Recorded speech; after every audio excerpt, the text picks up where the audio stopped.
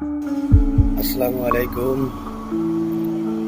আসলে আমি তেমন কোনো ভিডিও করিও না, ভিডিও বানাইও না, কিন্তু একটা জিনিস খেয়াল করতেছি, কিছুদিন যাবৎ বাংলাদেশের ন্যায়ের পক্ষে কথা বলতে গেলেই সমস্যা,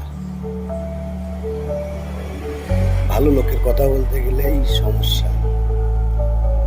আসলে বাংলাদেশে যে গণভোটটা হবে, এটা এর পক্ষে যারা আছে তারা নাকি বাংলাদেশ বিক্রি করে দেবে, আর নার পক্ষে যারা আছে তারা নাকি বাংলাদেশ গঠন করবে। ঠিক আছে, বুঝলাম, যারা নার পক্ষে আছে তারা বাংলাদেশ গঠন করবে।